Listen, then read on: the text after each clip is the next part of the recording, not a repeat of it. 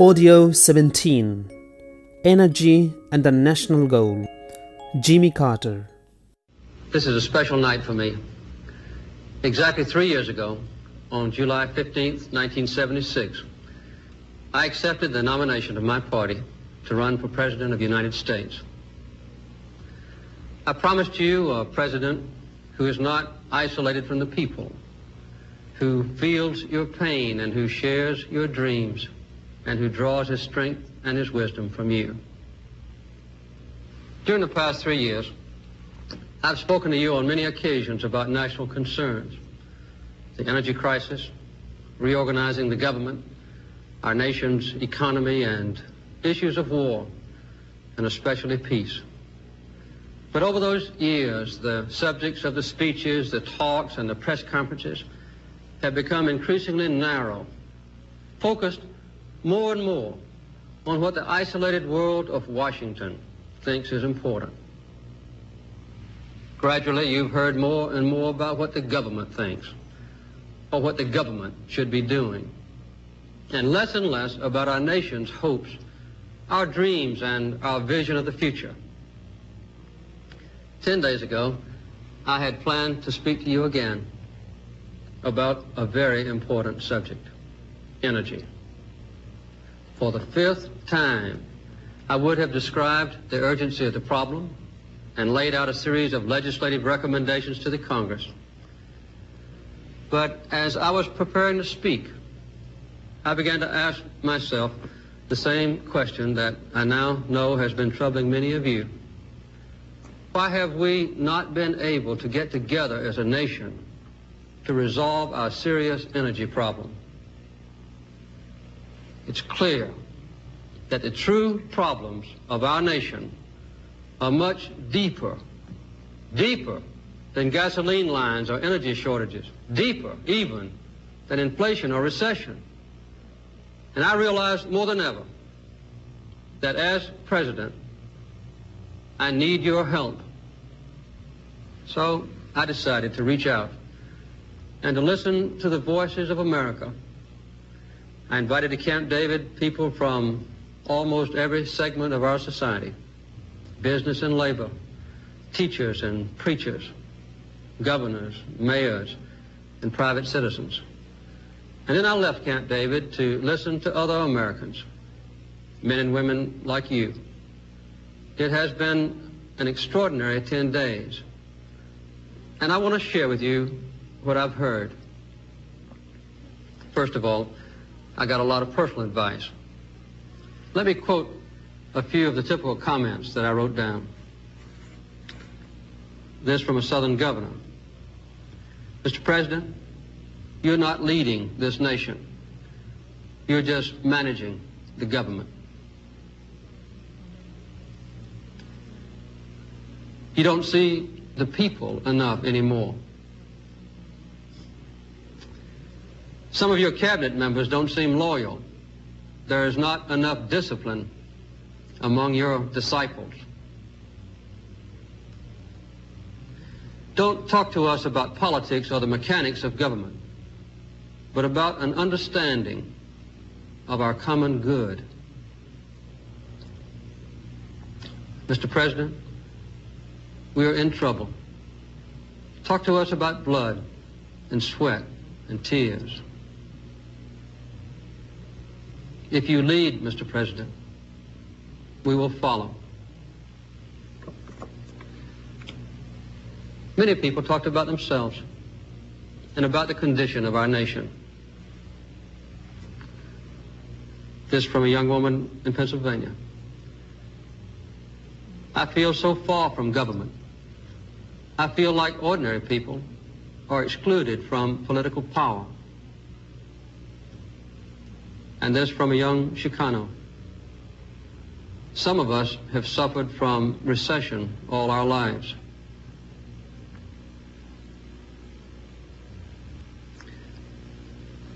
Some people have wasted energy, but others haven't had anything to waste. And this from a religious leader: no material shortage can touch the important things like God's love for us or our love for one another. And I like this one particularly from a black woman who happens to be the mayor of a small Mississippi town. The big shots are not the only ones who are important. Remember, you can't sell anything on Wall Street unless someone digs it up somewhere else first.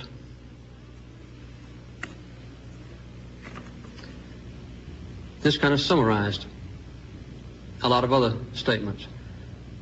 Mr. President, we are confronted with a moral and a spiritual crisis. Several of our discussions were on energy, and I have a notebook full of comments and advice. I'll read just a few. We can't go on consuming 40% more energy than we produce. When we import oil, we are also importing inflation plus unemployment. We've got to use what we have. The Middle East has only 5% of the world's energy, but the United States has 24%. And this is one of the most vivid statements. Our neck is stretched over the fence, and OPEC has a knife.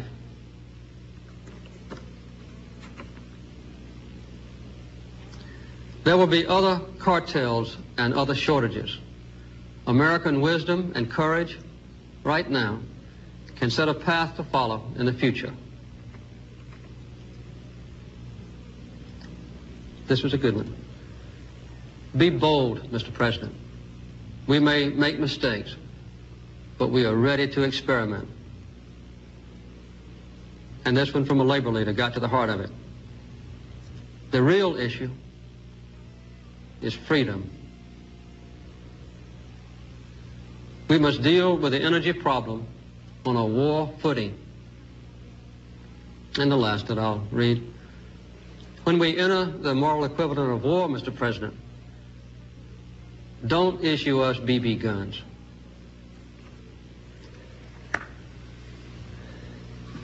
These 10 days confirmed my belief in the decency and the strength and the wisdom of the American people. But it also bore out some of my long-standing concerns about our nation's underlying problems. I know, of course, being president, that government actions and legislation can be very important. That's why I've worked hard to put my campaign promises into law. And I have to admit, with just mixed success. But after listening to the American people, I have been reminded again that all the legislation in the world can't fix what's wrong with America. So I want to speak to you first tonight about a subject even more serious than energy or inflation. I want to talk to you right now about a fundamental threat to American democracy. I do not mean our political and civil liberties. They will endure. And I do not refer to the outward strength of America, a nation that is at peace tonight everywhere in the world, with unmatched economic power and military might. The threat is nearly invisible in ordinary ways. It is a crisis of confidence. It is a crisis that strikes at the very heart and soul and spirit of our national will. We can see this crisis in the growing doubt about the meaning of our own lives and in the loss of a unity of purpose for our nation. The erosion of our confidence in the future is threatening to destroy the social and the political fabric of America. The confidence that we have always had as a people is not simply some romantic dream or a proverb in a dusty book that we read just on the 4th of July. It is the idea which founded our nation and has guided our development as a people. Confidence in the future has supported everything else. public institutions and private enterprise, our own families, and the very Constitution of the United States. Confidence has defined our course and has served as a link between generations. We've always believed in something called progress. We've always had a faith that the days of our children would be better than our own. Our people are losing that faith, not only in government itself, but in the ability as citizens to serve as the ultimate rulers and shapers of our democracy. As a people, we know our past, and we are proud of it.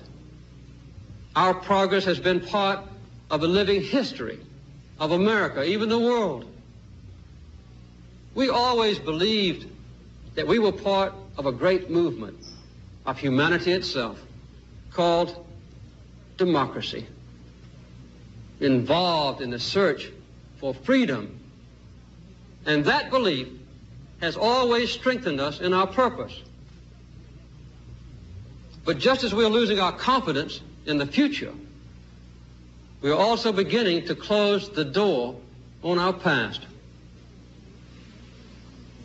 In a nation that was proud of hard work, strong families, close-knit communities, and our faith in God, too many of us now tend to worship self-indulgence and consumption. Human identity is no longer defined by what one does, but by what one owns. But we've discovered that owning things and consuming things does not satisfy our longing for meaning. We've learned that piling up material goods cannot fill the emptiness of lives which have no confidence or purpose. The symptoms of this crisis of the American spirit are all around us. For the first time in the history of our country, a majority of our people believe that the next 5 years will be worse than the past 5 years. 2/3 of our people do not even vote. The productivity of American workers is actually dropping. And the willingness of Americans to save for the future has fallen below that of all other people in the Western world. As you know, there is a growing disrespect for government and for churches and for schools, the news media, and other institutions. This is not a message of happiness or reassurance, but it is the truth, and it is a warning. These changes did not happen overnight. They've come upon us gradually over the last generation. Years that were filled with shocks and tragedy. We were sure that ours was a nation of the ballot, not the bullet, until the murders of John Kennedy and Robert Kennedy and Martin Luther King Jr. We were taught that our armies were always invincible and our causes were always just, only to suffer the agony of Vietnam. We respected the presidency as a place of honor until the shock of Watergate.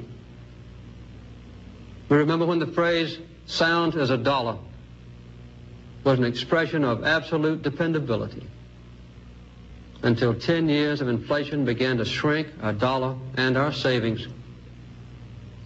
We believed that our nation's resources were limitless until 1973, when we had to face a growing dependence on foreign oil. These wounds are still very deep. They have never been healed. Looking for a way out of this crisis, our people have turned to the federal government and found it isolated from the mainstream of our nation's life. Washington, D.C. has become an island. The gap between our citizens and our government has never been so wide. The people are looking for honest answers, not easy answers. Clear leadership, not false claims and evasiveness and politics as usual. What you see too often in Washington and elsewhere around the country is a system of government that seems incapable of action. You see a Congress twisted and pulled in every direction by hundreds of well-financed and powerful special interests. You see every extreme position defended to the last vote, almost to the last breath, by one unyielding group or another. You often see a balanced and a fair approach that demands sacrifice, a little sacrifice from everyone, abandoned like an orphan, without support and without friends. Often you see paralysis and stagnation and drift. You don't like it, and neither do I. What can we do? First of all, we must face the truth, and then we can change our course. We simply must have faith in each other, faith in our ability to govern ourselves, and faith in the future of this nation. Restoring that faith and that confidence to America is now the most important task we face. It is a true challenge of this generation of Americans. One of the visitors to Camp David last week put it this way: we've got to stop crying and start sweating. Stop talking and start walking. Stop cursing and start praying. The strength we need will not come from the White House, but from every house in America.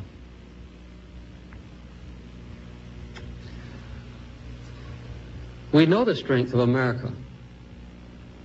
We are strong. We can regain our unity. We can regain our confidence. We are the heirs of generations who survived threats much more powerful and awesome than those that challenge us now. Our fathers and mothers were strong men and women who shaped a new society during the Great Depression, who fought world wars, and who carved out a new charter of peace for the world. We ourselves are the same Americans who just 10 years ago put a man on the moon. We are the generation that dedicated our society to the pursuit of human rights and equality. And we are the generation that will win the war on the energy problem, and in that process rebuild the unity and confidence of America. We are at a turning point in our history. There are two paths to choose. One is the path I've warned about tonight, the path that leads to fragmentation and self-interest. Down that road lies a mistaken idea of freedom, the right to grasp for ourselves some advantage over others. That path would be one of constant conflict between narrow interest, ending in chaos and immobility. It is a certain route to failure. All the traditions of our past, all the lessons of our heritage, all the promises of our future point to another path, the path of common purpose and the restoration of American values. That path leads to true freedom for our nation and ourselves. We can take the first steps down that path as we begin to solve our energy problem. Energy will be the immediate test of our ability to unite this nation and it can also be the standard around which we rally. On the battlefield of energy, we can win for our nation a new confidence, and we can seize control again of our common destiny.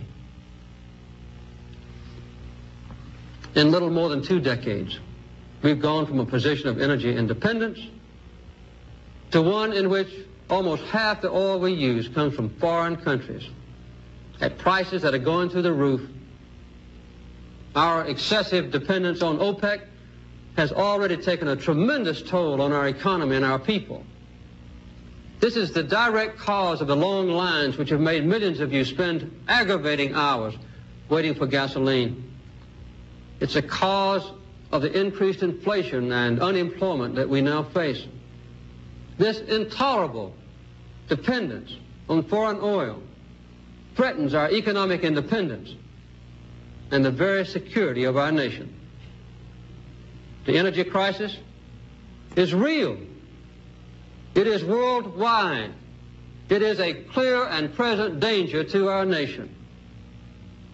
These are facts, and we simply must face them.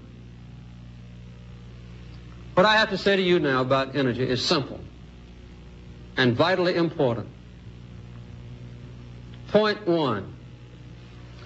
I am tonight setting a clear goal for the energy policy of the United States. Beginning this moment, this nation will never use more foreign oil than we did in 1977. Never. From now on, every new addition to our demand for energy will be met from our own production and our own conservation. The generation-long growth in our dependence on foreign oil will be stopped dead in its tracks right now, and then reversed as we move through the 1980s. For I am tonight setting the further goal of cutting our dependence on foreign oil by 1/2 by the end of the next decade, a saving of over 4.5 million barrels of imported oil per day. Point 2. To ensure that we meet these targets, I will use my presidential authority to set import quotas. I'm announcing tonight that for 1979 and 1980, I will forbid the entry into this country of 1 drop of foreign oil more than these goals allow. These quotas will ensure a reduction in imports even below the ambitious levels we set at the recent Tokyo summit. Point 3. To give us energy security, I am asking for the most massive peacetime commitment of funds and resources in our nation's history to develop America's own alternative sources of fuel, from coal, from oil shale, from plant products for gasohol, from unconventional gas, from the sun.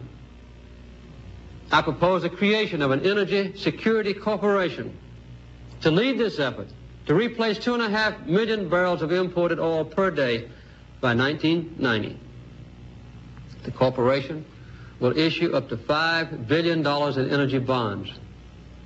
And I especially want them to be in small denominations so that average Americans can invest directly in America's energy security. Just as a similar synthetic rubber corporation helped us win World War II, so will we mobilize American determination and ability to win the energy war. Moreover, I will soon submit legislation to Congress calling for the creation of this nation's first solar bank, which will help us achieve the crucial goal of 20% of our energy coming from solar power by the year 2000. These efforts will cost money, a lot of money. And that is why Congress must enact the windfall profits tax without delay. It will be money well spent, unlike the billions of dollars that we ship to foreign countries to pay for foreign oil These funds will be paid by Americans to Americans. These funds will go to fight, not to increase inflation and unemployment. Point 4, I'm asking Congress to mandate, to require as a matter of law, that our nation's utility companies cut their massive use of oil by 50% within the next decade and switch to other fuels, especially coal, our most abundant energy source. Point 5, to make absolutely certain that nothing stands in the way of achieving these goals, I will urge Congress to create an energy mobilization board which, like the War Production Board in World War II, will have the responsibility and authority to cut through the red tape, the delays, and the endless roadblocks to completing key energy projects. We will protect our environment. But when this nation critically needs a refinery or a pipeline, we will build it. Point 6, I'm proposing a bold conservation program to involve every state, county, and city, and every average American in our energy battle. This effort will permit you to build conservation into your homes and your lives at a cost you can afford. I ask Congress to give me authority for mandatory conservation and for standby gasoline rationing.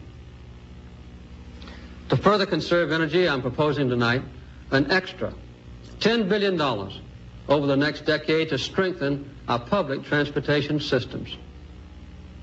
And I'm asking you, for your good and for your nation's security, to take no unnecessary trips, to use carpools or public transportation whenever you can, to park your car one extra day per week, to obey the speed limit, and to set your thermostats to save fuel.